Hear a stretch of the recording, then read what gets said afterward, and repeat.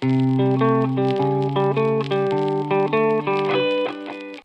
everybody, welcome back again with me Hakuba in Anime no Hakuba. And now today kita akan melanjutkan perjalanan S Blue Saga One Piece kita. Pada part sebelumnya kita telah mengikuti awal perjalanan Luffy saat dia bertemu dengan Koby, serta sedikit flashback tentang masa lalu Luffy dan bajak laut Akagami, serta bagaimana Luffy berhasil menemukan dua orang kru pertamanya, yakni Zoro dan seorang gadis navigator bernama Nami. Masih disutradarai oleh Konosuke Uda, serta menghadirkan beberapa karakter baru seperti Usopp yang disuarakan oleh Yamagichi Kappei, Mariko Kouda sebagai Kaya, Koichi Hasumoto sebagai Kapten Kuro, Kazuki Yao sebagai Django, dan Toru Ohira sebagai Jaimon, serta beberapa voice aktor lainnya yang akan sangat panjang jika menyebut semuanya. Dan sebelum mulai, seperti biasa gue mau kasih spoiler warning terlebih dahulu buat teman-teman yang belum menonton anime One Piece. Gue saranin kalian menontonnya terlebih dahulu agar pengalaman One Piece kalian bisa jauh lebih maksimal lagi. Jadi silakan nonton dulu atau baca dulu. Setelah itu kalian bisa kembali ke sini dan dengerin gue bercerita serta sedikit pembahasannya dari gue. Karena video ini bisa kalian buka kapanpun yang kalian mau kok. Namun jika kalian masih ngeyel, gue ingetin sekali lagi kalau ini adalah full spoiler content.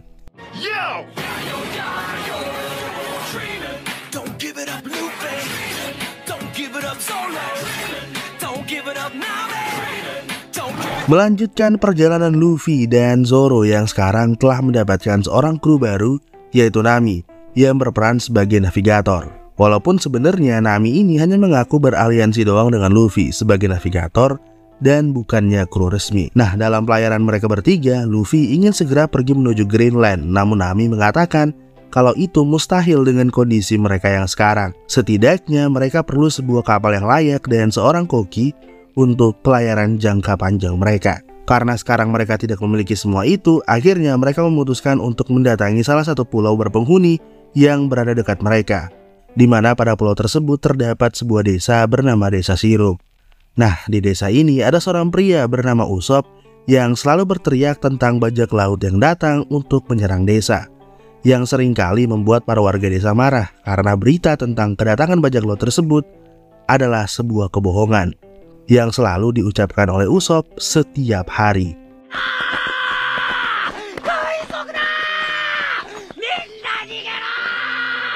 Setelah melakukan kegiatan kesehariannya, yaitu membohongi para warga desa, Usopp kemudian bertemu dengan Pimen dan Ninjin. Lalu datang juga Tamanegi yang datang untuk memberitahukan pada mereka kalau di teluk pulau telah datang bajak laut asli, yakni bajak laut si badut Bagi, atau Bagi si badut ya.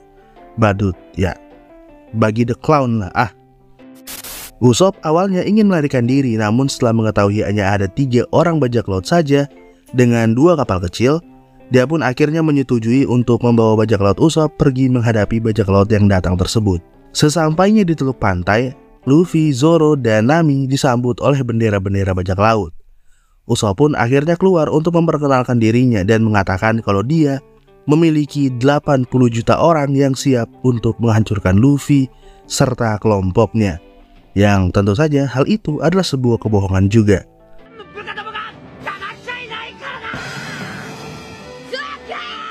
Nami tentu saja mengetahui kalau itu adalah sebuah kebohongan doang, yang akhirnya membuat 3 kru bajak laut Usopp kabur meninggalkan kapten mereka. Setelah pertarungan verbal antara Luffy dan Usopp, akhirnya Luffy mengungkapkan kalau dirinya sebenarnya mengetahui kalau Usopp adalah anak dari Yasop yang merupakan seorang penembak jitu di bajak laut Akagami. Luffy, Zoro, Nami, serta Usopp akhirnya pergi untuk makan siang sembari Luffy menceritakan tentang Yasop. Dalam obrolan mereka, Nami kemudian menanyakan pada Usopp apakah mereka bisa mendapatkan sebuah kapal besar untuk mereka gunakan. Namun Usopp mengatakan kalau desa mereka ini hanyalah sebuah desa kecil yang tidak akan bisa memenuhi keinginan kelompok Luffy. Zoro kemudian menyinggung soal mansion mewah yang berada di atas bukit, namun Usopp mengatakan kalau mereka tidak boleh ke sana. Setelah pembicaraan itu, Usopp pun akhirnya pergi meninggalkan mereka, sementara bajak laut Usopp akhirnya memberanikan diri untuk mendatangi kelompok topi jerami demi menyelamatkan kapten mereka.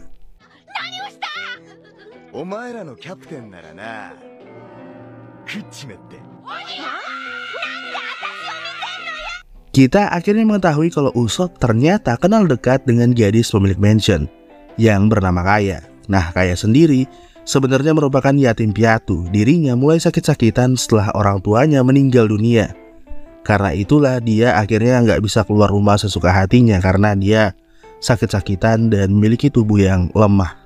Usopp yang mendengar tentang Kaya akhirnya mulai menemui Kaya secara diam-diam untuk menceritakan tentang petualangan hebatnya selama berlayar di lautan, yang tentu saja merupakan kebohongan juga. Dan walaupun Kaya mengetahui itu semua merupakan kebohongan yang dibuat oleh Usopp, namun Kaya tetap senang mendengar Usopp bercerita. Luffy, Zoro, dan Nami akhirnya pergi ke mansion milik Kaya sembari mendengar tentang hubungan Kaya dan Usopp dari kelompok bajak lautnya. Luffy kemudian menerobos masuk ke dalam mansion tersebut dan bertemu dengan Usopp yang sedang asik bercerita dengan Kaya. Karena mereka itu terlalu berisik dan masuk tanpa izin juga, akhirnya keluarlah Kalhador yang merupakan pelayan keluarga Kaya. Dia kemudian mengusir mereka semua yang masuk tanpa izin dan berakhir dengan Usopp yang memukul wajah pelayan tersebut. Kalhador kemudian mengatakan kalau Usopp berteman dengan Kaya hanya karena dia ingin mendapatkan harta keluarga milik Kaya.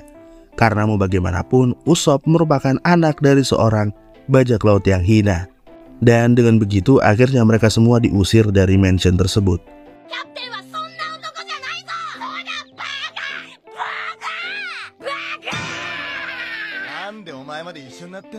Nah, singkat cerita, Luffy dan Usopp akhirnya mengetahui tentang identitas asli dari Kalhador, yang ternyata merupakan seorang kapten bajak laut yang dikenal sebagai Kapten Kuro.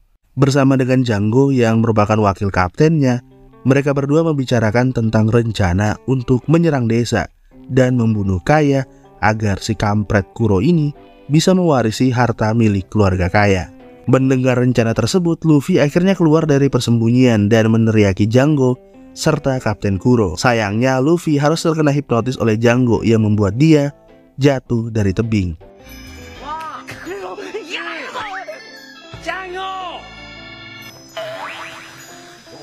Usopp pun segera kabur setelah mengira Luffy mati karena jatuh dari tebing dan pergi untuk memperingati warga desa. Namun warga desa yang mendengar peringatan Usopp malah marah dan menuduh Usopp berbohong. Usopp pun akhirnya pergi menemui Kaya untuk memperingatinya tentang rencana Kapten Kuro yang datang untuk membunuhnya. Namun sekali lagi ucapan Usopp dianggap sebagai sebuah kebohongan. Mary yang mendengar kegaduhan di kamar Kaya akhirnya masuk dengan membawa pistol dan melihat Usopp membawa pergi Kaya lewat jendela. Usopp akhirnya terkepung oleh para penjaga dan saat dia sekali lagi menarik Kaya untuk pergi, Kaya malah menamparnya. Sementara Mary muncul dan menembak lengannya yang membuat Usopp harus segera pergi dari sana.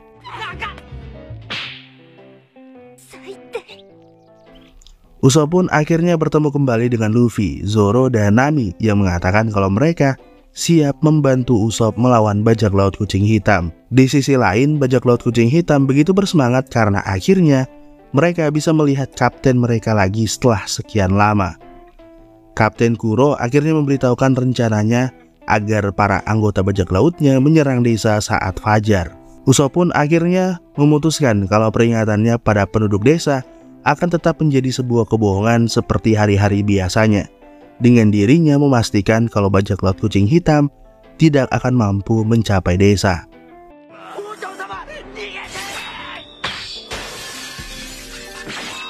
Singkat cerita, akhirnya Luffy, Zoro, Nami, serta Usopp berhasil menahan para bajak laut di lereng pantai.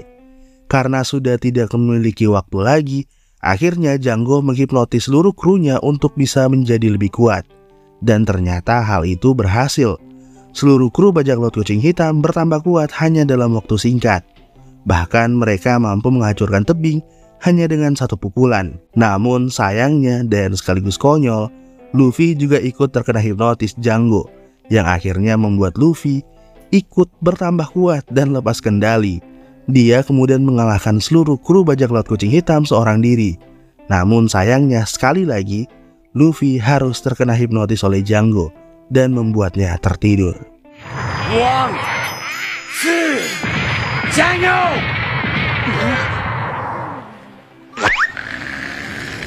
Sementara itu, Kapten Kuro yang kesal menunggu krunya yang tidak juga sampai, akhirnya dengan marah pergi menuju pantai dengan berniat untuk membunuh mereka semua.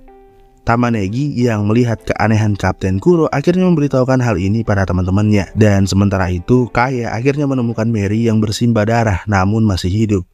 Mary pun akhirnya memberitahukan pada Kaya kalau orang yang menyerangnya adalah Kalhador yang sebenarnya merupakan seorang bajak laut. Kita kembali ke teluk pantai. Django kemudian memerintahkan dua kru terkuatnya, yakni Bucci dan Shams, untuk segera mengalahkan Zoro, agar mereka bisa segera menuju desa, karena sebenarnya mereka ini sudah sangat terlambat dari jadwal yang telah ditentukan oleh Kapten Kuro. Akhirnya terjadilah pertarungan antara Zoro dan dua kucing ini, di mana mereka berdua berhasil mencuri dua pedang milik Zoro, yang akhirnya memaksa Zoro bertarung hanya dengan satu pedang.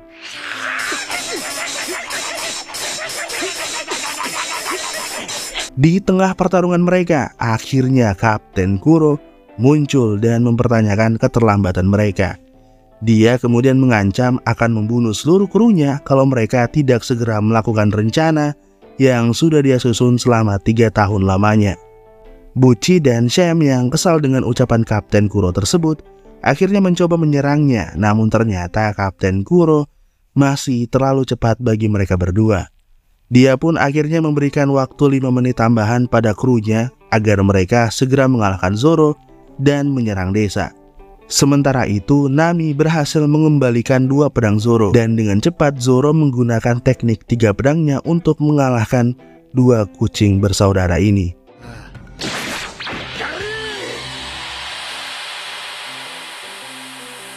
Shams akhirnya berhasil dikalahkan, namun Bucci masih mampu bertahan.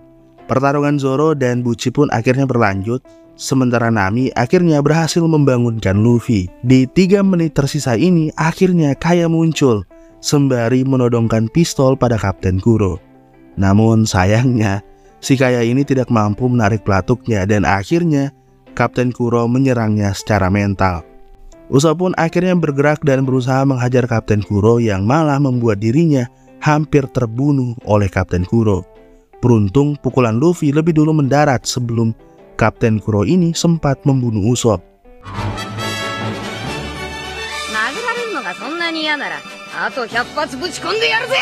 Dalam momen ini akhirnya Pimen, Ninjin, dan Tamanegi tiba di teluk pantai. Mereka kemudian diperintahkan oleh Usopp untuk segera membawa Kaya pergi.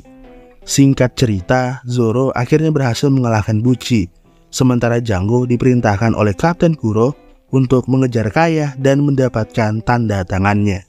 Zoro dan Usopp juga akhirnya pergi ke dalam hutan untuk mengejar Django, meninggalkan Luffy face to face melawan Kapten Kuro. Singkat cerita, dengan kegigihan bajak laut Usopp dalam melindungi Kaya, akhirnya memberikan waktu kepada Usopp dan Zoro untuk menemukan mereka di tengah hutan, dan akhirnya berhasil mengalahkan Django.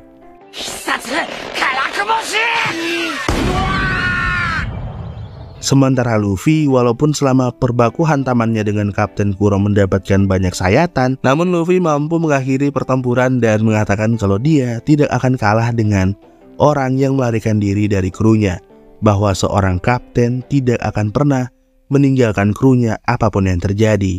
Luffy kemudian menyuruh bajak laut kucing hitam untuk membawa kapten mereka yang pingsan dan segera pergi dari pulau tersebut.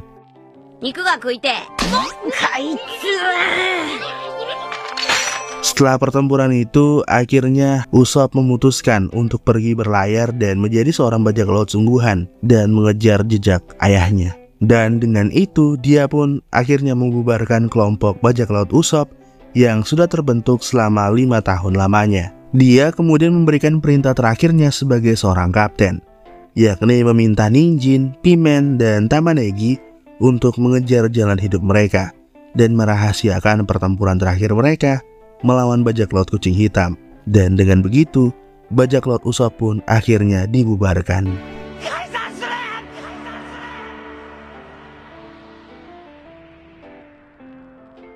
Kaya akhirnya memberikan sebuah kapal kepada kelompok topi jerami sebagai ucapan terima kasihnya. Kapal tersebut merupakan kapal yang didesain langsung oleh Mary sendiri, dan nama kapal itu adalah The Going Merry. Jelang sebelum keberangkatan kelompok topi jerami, Usopp pun akhirnya muncul dengan seluruh barang bawaannya. Dia kemudian mengatakan pada Kaya kalau dia akan menjadi seorang bajak laut sungguhan kali ini, dan meminta Kaya untuk menunggu cerita petualangannya saat dia kembali dari laut yang tentu saja kali ini bukan sebuah kebohongan.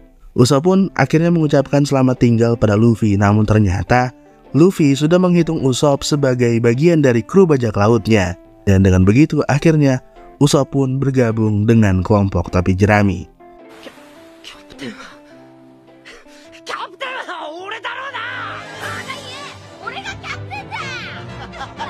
Saat bajak laut topi jerami telah berlayar, Mary menceritakan pada Kaya tentang masa lalu Usopp, yang mana pada saat dia masih kecil, ayahnya pergi berlayar meninggalkan ibunya yang tengah sakit. Mary kemudian mengatakan kalau peringatan tentang bajak laut yang selalu Usopp berikan pada penduduk desa dipercaya oleh para penduduk sebagai bagian dari harapannya, yakni harapan untuk suatu hari nanti kapal bajak laut ayahnya datang dan menjemputnya, yang mana hal ini membuat Kaya tidak bisa memendung air matanya. Sementara bajak laut Usopp akhirnya melanjutkan peringatan kedatangan bajak laut pada penduduk desa. Shit man, udah storytellingnya tuh benar-benar gak ada obat anjing.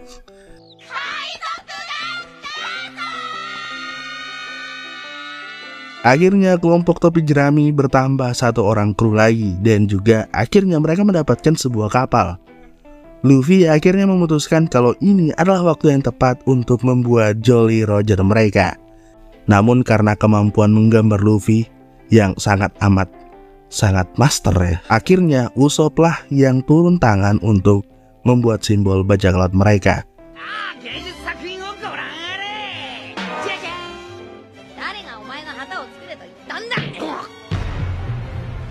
Akhirnya bajak laut topi jerami resmi terbentuk, dan sekarang mereka berlayar menuju sebuah pulau yang konon katanya menyimpan sebuah harta karun legendaris. Nah, sesampainya mereka di sana, mereka bertemu dengan sekumpulan hewan-hewan aneh dan unik, dan mereka juga akhirnya bertemu dengan seorang pria aneh yang terjebak di dalam sebuah kotak harta karun bernama Gaimon. Nah, Gaimon sendiri adalah seorang bajak laut semasa mudanya. Dia dan kelompok bajak lautnya datang ke pulau tersebut untuk mencari harta karun. Namun setelah pencarian selama berhari-hari, akhirnya kelompoknya menyerah dan memutuskan pergi dari pulau tersebut karena di sana mereka hanya menemukan kotak harta karun yang kosong. Sesaat sebelum keberangkatan kelompoknya, Gaimon menyadari kalau satu-satunya tempat yang tidak diperiksa oleh kelompoknya adalah di sebuah bukit tinggi yang berada di tengah pulau. Dia kemudian berusaha memanjat bukit terjal tersebut, namun dia terjatuh dari tebing dan masuk ke dalam kotak harta karun yang kosong. Dia pun akhirnya tertinggal di pulau itu selama 20 tahun. Dan akhirnya menjalin hubungan dengan hewan-hewan aneh yang berada di pulau tersebut. Gaimon kemudian membawa kelompok Luffy pada tebing yang dia maksud.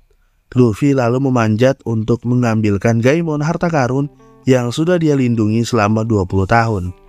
Di atas bukit tersebut memang terdapat 6 peti harta karun, namun semuanya adalah peti kosong. Yang ternyata Gaimon sendiri juga sudah menduga hal itu. Luffy akhirnya menghibur Gaimon dengan mengatakan kalau satu-satunya harta karun di dunia ini yang tersisa adalah One Piece.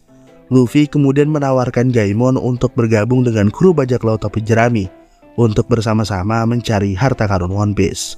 Namun Gaimon harus menolaknya karena dia tidak bisa meninggalkan hewan-hewan yang berada di pulau tersebut, karena dia sudah menganggap hewan-hewan tersebut sebagai keluarganya karena sudah menemaninya selama 20 tahun. Dengan begitu, akhirnya kelompok topi jerami pun berlayar kembali dan meninggalkan Gaimon bersama dengan hewan-hewan anehnya. Dalam pelayaran mereka, Luffy menemukan sekotak bola meriam di gudang Going Merry dan membawa ke geladak kapal. Nami kemudian menemukan lokasi yang tepat untuk mereka bisa mencoba meriam kapal yang membuat Luffy dan Usopp bersemangat untuk mencoba menembakkan meriam kapal mereka. Sementara Zoro sedang sibuk dengan kegiatan tidur siangnya. Dan akhirnya kita diajak untuk menyusuri jejak masa lalu dari Zoro, tepatnya saat dia masih menjadi seorang anak kecil. Zoro ternyata sedari kecil sudah menjadi seorang Gyojuguri, yakni seorang yang datang untuk menantang dojo-dojo untuk mengambil papan nama dojo mereka, sekaligus untuk mengasah kemampuannya. Nah, singkat cerita, Zoro itu bertemu dengan Kuina, anak dari Kushiro, sang pemilik salah satu dojo yang Zoro tantang.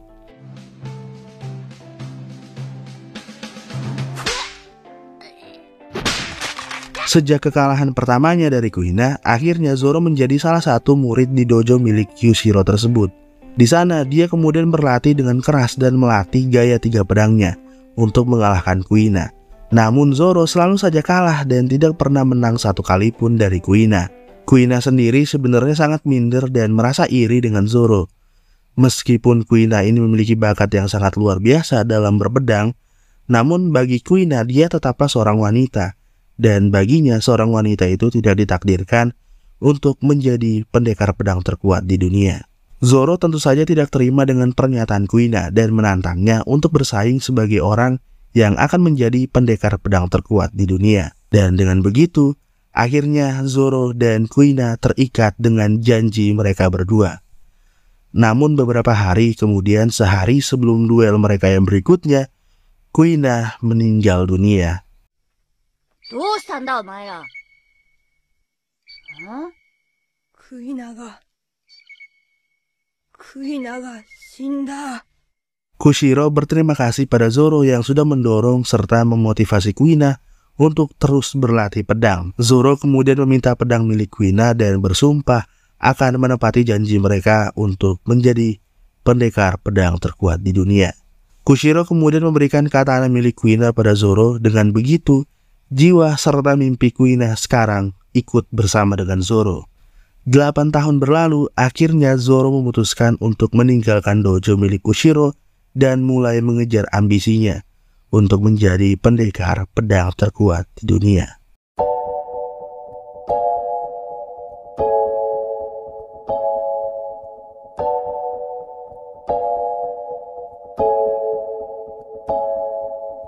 Akhirnya kita telah menyelesaikan part kedua dari maraton S Blue Saga kita.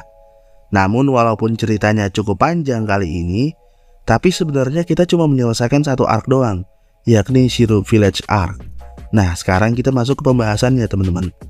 Sama seperti episode-episode sebelumnya, ada beberapa hal yang dirubah dari versi manga, yang kemudian dalam versi anime hal itu dipotong ataupun dirubah. Salah satunya adalah saat para Mugiwara berlabuh ke sebuah pulau misterius. Di anime, bajak laut topi jerami bertemu dengan Gaimon setelah mereka mendapatkan Going Merry dan bergabungnya Usopp ke dalam kelompok. Namun dalam versi manga, kelompok topi jerami bertemu dengan Gaimon sebelum mereka berlabuh di desa Syrup, di mana mereka bertemu Usopp dan mendapatkan Going Merry. Di anime, pulau tempat Gaimon berada dikatakan sebagai pulau harta karun legendaris oleh Nami. Bahkan bentuk pulaunya pun terlihat sedikit menyeramkan. Nah, dalam versi manga, sebenarnya pulau Gaimon ini hanyalah sebuah pulau kecil yang Luffy datangi secara random doang. Bahkan Nami menyebutkan kalau itu hanyalah sebuah pulau kecil yang tak berpenghuni. Selain itu, dalam anime Zoro terlihat ikut menginjakan kaki di pulau tersebut. Namun dia tertidur selama Gaimon mencoba menakut-nakuti Luffy dan yang lainnya. Sedangkan di manga sendiri, Zoro bahkan tidak menginjakan kaki di pulau itu dan memutuskan untuk beristirahat di perahu karena terlalu lelah setelah pertarungannya dengan Cabaji. Karena itulah kalau kalian perhatikan dialog Zoro terlihat sangat sedikit. Hal itu membuat Luffy dan Nami saja dari kru Mugiwara yang pernah bertemu dengan Gaimon. Namun di anime, Zoro dan Usopp juga ikut disatukan bersama dengan Luffy dan Nami, yang akhirnya membuat Gaimon bertemu dan berinteraksi langsung dengan seluruh kru bajak laut topi jerami pada saat itu, dan membuat ceritanya terasa lebih luas. Pada episode 9, pada awal cerita terlihat Luffy dan yang lainnya memakan apel yang entah dari mana mereka dapatkan. Nah, di manga buah-buahan itu sebenarnya adalah pemberian dari Gaimon pada mereka sebagai persediaan pelayanan sementara mereka. Nah, langkah perubahan seperti ini sebenarnya adalah langkah yang bagus banget dari pihak studio. Sebuah improvisasi kalau menurut gua, karena di anime kita bisa melihat lebih banyak interaksi antara Gaimon dan hewan-hewan anehnya, yang membuat kita para penonton merasakan ikatan yang dibangun oleh Gaimon dengan hewan-hewan yang berada di pulau tersebut selama 20 tahun. Gaimon sendiri pertama kali muncul dalam chapter 22 dan episode 18 dan menjadi karakter mantan bajak laut pertama yang pernah ditemui oleh Luffy. Nah, Oda sendiri menyatakan kalau Gaimon adalah karakter favoritnya dalam interviewnya di One Piece Color Walk pertama yang dirilis pada tahun 2001. Selama pertemuan bajak laut topi jerami dengan Gaimon, akhirnya kita mengetahui sedikit tentang mitos One Piece. Sejak Goldie Roger memulai era bajak laut terbesar sekitar 20 tahun yang lalu, banyak yang sudah mulai beranggapan kalau harta karun itu hanyalah sebuah mitos belaka dan tidak benar-benar ada. Hal ini kemudian kembali disinggung kembali di arc Jaya nanti, di mana keberadaan One Piece dipertanyakan dan menjadi misteri terbesar sepanjang cerita. Lalu jauh saat kita akhirnya sampai pada arc Marineford, pada puncak perang tersebut, Shirohige dengan nafas terakhirnya menyatakan dan menegaskan keeksistensian dari One Piece, sekaligus membuka era bajak laut yang baru. One Piece wa jitsuzai suru. Dalam versi anime, Luffy langsung mengetahui kalau Usopp adalah anak Yasop. Namun dalam versi manga, Luffy menyadarinya setelah Kalhador menyebutkan kalau Usopp adalah anak dari seorang bajak laut.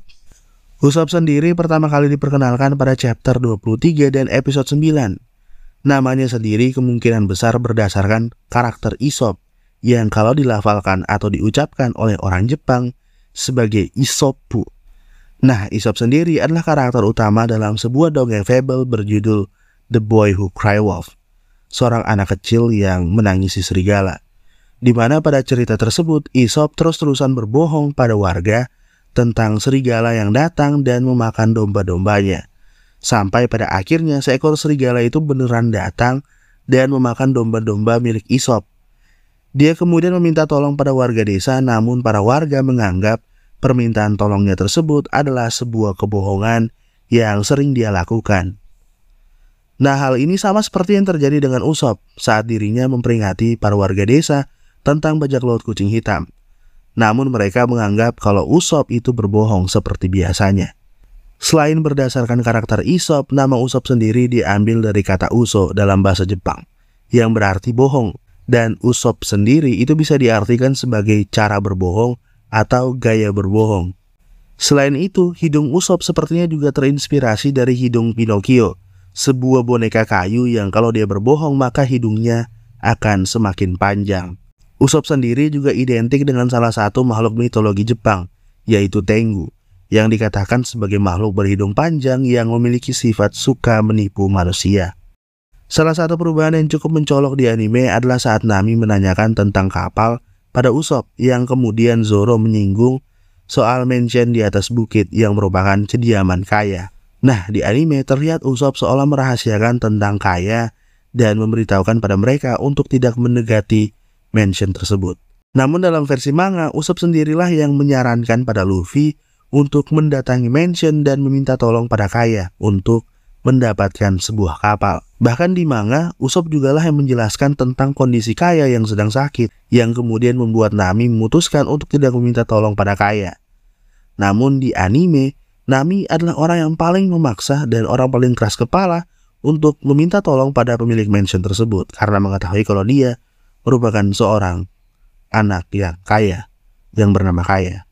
Ya, seperti itu. Dalam adegan flashback saat anak buah Kapten Kuro menggantikannya untuk dieksekusi, terlihat tempat eksekusinya sama persis dengan tempat di mana Zoro ditahan, yakni kota Shells. Nah, orang yang dihipnotis oleh Django ini sebenarnya adalah Kapten Morgan. Karena itulah tempat eksekusinya terlihat sangat mirip karena memang setelah Morgan berhasil menangkap Kapten Kuro, dia langsung dipromosikan menjadi kapten di kota Shells. Kita bahkan juga akhirnya mengetahui kalau penyangga mulut yang digunakan oleh Kapten Morgan selama ini adalah karena rahangnya dipatahkan oleh Kapten Kuro.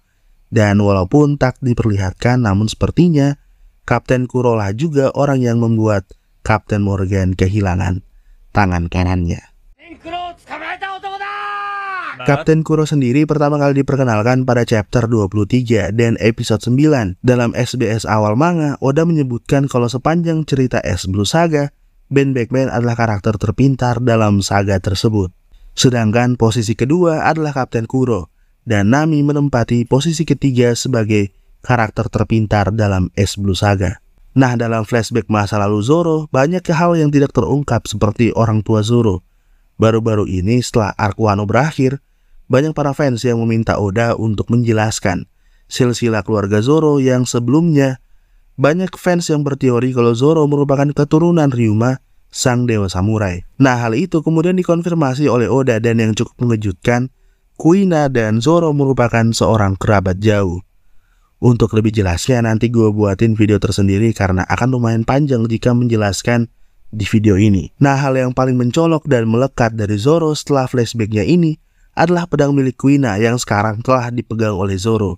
Nah, nama pedang ini adalah Wado Ichimonji yang merupakan salah satu pedang dari kelas 21 Owazamono. Dalam SBS volume 92, Oda menggambarkan pedang milik Zoro ini dalam bentuk manusia. Dan Oda menggambarnya sebagai seorang pria yang memiliki hidung tebal serta bibir dan hidung yang sangat besar. Dia juga memiliki rambut berwarna hitam lengkap dengan jambul khas seorang samurai. Kita beralih ke karakter paling unik dan paling menarik di arc ini menurut gua, yakni Django. Nah, Django sendiri pertama kali diperkenalkan pada chapter 25 dan episode 9. Melalui caranya dia berjalan mundur serta cara dia mendengus. Sangat jelas kalau gaya karakter ini terinspirasi dari sang legenda Michael Jackson. Django. Dalam mini arc manga Django Dance Paradise terungkap kalau Django ternyata menjadi satu-satunya anggota Black Cat Pirate yang tidak sengaja tertinggal karena dia pingsan di dalam hutan. Dia lalu dikejar-kejar oleh bajak laut Usopp dan berakhir di sebuah pulau yang dipenuhi oleh angkatan laut. Di sana dia ikut sebuah kontes menari dan bersaing dengan Full Body di final. Mereka kemudian berteman setelah kontes itu, namun dalam momen itu datang sekelompok bajak laut yang menyerang kota tersebut. Django kemudian memanfaatkan keadaan untuk kabur dari kepungan angkatan laut, meninggalkan Full Body yang bertarung dengan para bajak laut sendirian. Namun moral Django membawanya kembali untuk menolong Full Body yang telah dikalahkan. Singkat cerita, akhirnya Full Body menangkap Django dan Django pun diadili. Dalam momen proses pengadilan itu, Full Body mengorbankan pangkatnya untuk membebaskan Django dari statusnya sebagai seorang bajak laut. Mereka berdua kemudian sama-sama menjadi kadet yang berada di bawah komando Hina, dan nantinya mereka akan bertemu kembali dengan bajak laut topi jerami di arc Alabasta. Nah, itu dia beberapa hal yang bisa kita bahas dalam part kali ini. Kalau ada hal yang kurang atau ada hal yang ingin kalian tambahkan, silahkan tuliskan saja di kolom komentar di bawah ya teman-teman. Jangan lupa untuk follow gue di TikTok, Facebook, dan juga Twitter untuk info-info seputar anime manga lainnya. Linknya ada di deskripsi di bawah. Dan jika kalian suka dengan video ini, silahkan like. Kalau nggak suka ya silahkan dislike 2 kali. Lalu untuk mensupport gue di channel ini, silahkan subscribe. Sampai berjumpa di video-video berikutnya. See you on the next time guys. Dadah.